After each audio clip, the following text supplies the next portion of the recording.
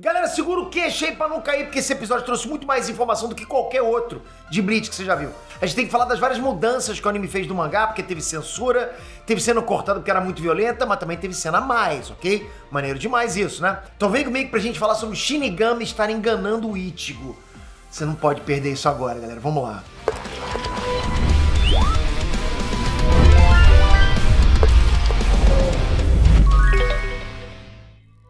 Inês Trunks, Peter aqui! E galera, treta de verdade já começou. E já teve até Capitão quase morrendo de novo. Capitão quase morrendo, pois é. Galera, mal tá se aguentando em pé, pra você ter noção, tô fazendo hora extra lá. Mas dessa vez teve várias cenas bem legais também. E por isso tem muita coisa pra gente comentar aqui agora. Pra começar, que a gente teve agora a explicação do que realmente aconteceu nessa invasão e como que os Shinigamis não tinham muito o que fazer desde o começo. O Kyorako até comentou que espalhou umas armadilhas por aí, deve ter botado uns guardas nas fronteiras também.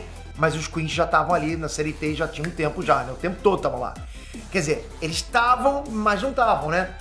Pô, os Queens, eles conseguem manipular o Reishi, ou seja, as partículas espirituais. Eles se dão muito bem no lugar como a Sociedade das Almas, que literalmente tudo ali é feito de Reishi. Eles conseguem manipular isso. Por isso que eles resolveram criar espaços dentro das sombras por manipular esse tipo de matéria que é o Reishi. Aí fizeram praticamente uma cidade só deles lá.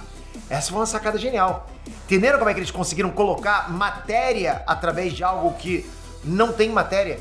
E por isso era justamente o esconderijo perfeito. Pois é, como o Mayuri falou, não tem muito sentido, mas é interessante essa sacada, essa jogada, né? E considerando que eles ficaram 1000 anos nas sombras, é tempo pra caramba, posso falar isso porque eu sei, os Queens, eles não devem estar com a vitamina D em dia, concorda? Estavam na sombra pra caramba o tempo todo, tem que pegar um solzinho. Mas se depender do Mayuri, ele vai resolver isso rapidinho. Por quê? Vocês devem estar me perguntando, pô, porque o Mayuri, malandro do jeito que ele é, gosto pra caramba dele, já desenvolveu uma roupa e um laboratório todo iluminado pra não ter perigo de nenhuma sombra pegar ele de bobeira lá. Já pensou tu derrubar alguma coisa embaixo da mesa lá? E aí quando você for pegar tem um bigodudo com arco e flecha te esperando? Não dá pra dar esse mole, que é isso? Mas bora seguir, porque tem muita gente pra comentar hoje, e uma das pessoas mais importantes pra essa análise, por incrível que pareça, é o Omaeda, o tenente da Soifon.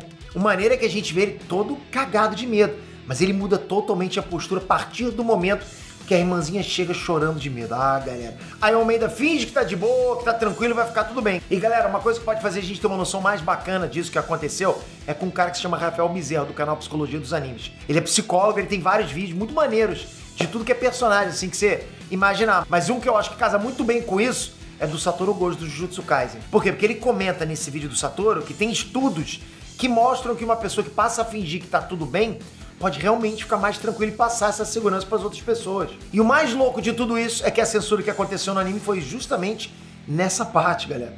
Porque bem na hora que o Beija-9 ataca a irmã do Almeida, né, no mangá ela foi atravessada pelo golpe e ficou à beira da morte. Mas o anime resolveu alterar essa cena. Bom, talvez a cena de uma criança desse jeito não fosse pegar muito bem. Então a gente até entende. Outra diferença que teve do mangá pro anime foi na própria cena da Soifon. No mangá ela comenta que desde a luta contra a Yoruichi lá na saga Soul Society, maneira demais, né? Ela ficou aperfeiçoando o Shunko dela. O que faz muito sentido, porque sem essa informação, o anime dá a entender que ela passou a treinar isso só depois de perder a Bankai há poucos dias. E aí já teria esse power-up. O que não faz sentido, porque a gente sabe que essa habilidade fica 10 vezes mais forte em alguns dias, só o Ichigo tem. É uma coisa muito rápida. Mas falando em gente que treinou e apanhou igual um saco de pancada pra variar, a gente precisa falar do Hitsuyaga. É impressionante, galera. Na boa. Porra, ô bichinho pra apanhar. Na boa, é difícil definir esse cara quando parece que nem o autor gosta dele. Porque se gostasse, não faria ele perder todas as lutas. Parece um moleque chorão, devia estar brincando, né? Galera, o Hitsuyaga Matsumoto tinha um plano. Tava indo tudo bacana. Faz a gente pensar, porra, dessa vez é diferente. Dessa vez ele vai se redimir. Redenção pro maluco, né? Pro baixinho. Mas não, de novo o cara apanhou sem dó. Cara, às vezes não passa pela tua cabeça que o próprio autor tem implicância com alguns personagens? Enfim, porque diferente do Mayuri e do Zaraki, que são casca-grossa, se garante sem Bankai, o Hitsuyaga usa a Bankai dele até pra gelar Coca-Cola. Mas enfim, no próximo episódio a gente vai ter um alívio aí e vai poder ver ele sendo casca-grossa finalmente. Porra, eu prometo, galera, isso vai acontecer, fica de olho aí. Ah, e uma curiosidade besta, mas eu acho bacana de comentar com vocês, é que a estratégia deles, que a Matsumoto deu o nome de a Milfoy, faz referência àquele doce lá, que aqui a gente chama de 1000 folhas. Eu não sei se vocês já comeram, mas enfim, fica aí o momento telecurso do Emil. Eu só errei na palavra estratégia, mas às vezes acontece.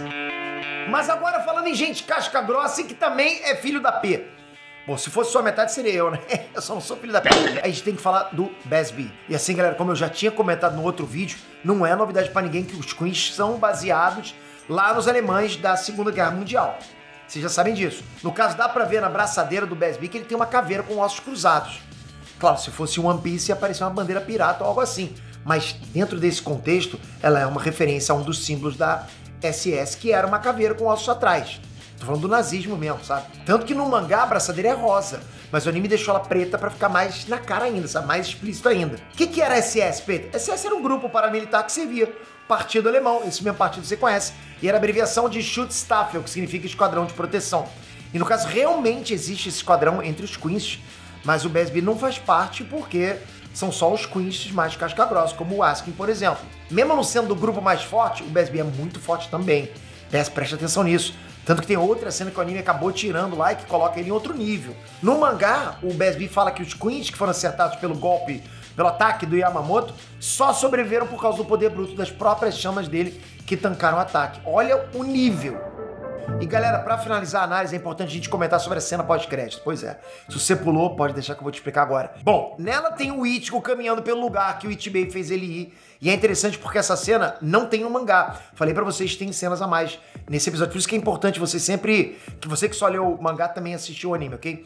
Parece que quanto mais perto do templo o Ichigo chega, mais cansado ele fica. Porque é um tipo de treino de resistência.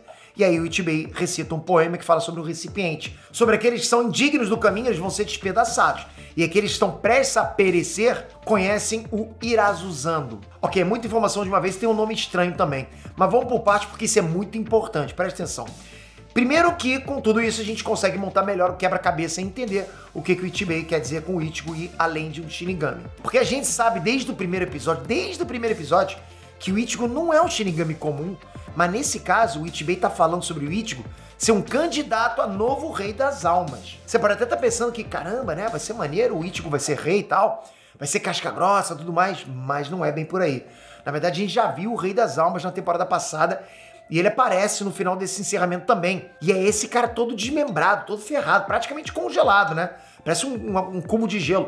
Por isso que o poema fala sobre perecer. Porque se o Ichigo virar o receptáculo do rei, ele vai morrer de certa forma. E como o autor do mangá já tinha dito que o Rei das Almas tinha um nome, mas ele nunca tinha revelado esse nome, provavelmente é esse aí, Irazuzando, que aparece no poema. Tanto que pra quem já viu o trailer dessa temporada, viu que depois do Ichigo terminar esse caminho, tem um flash muito rápido do Rei das Almas. E o motivo disso é muito simples. Vocês viram que a Divisão Zero sabe que o Yhwach vai atrás do Rei das Almas. Se o Rei das Almas morrer, o Ichigo pode evitar que os mundos colapsem. Isso porque o Ichigo é um ser misto, de todas as raças. E tem uma Reiatsu gigantesca. O pessoal sabe disso. Agora, vocês lembram do Kyuraku falando com os amigos do Ichigo no outro episódio?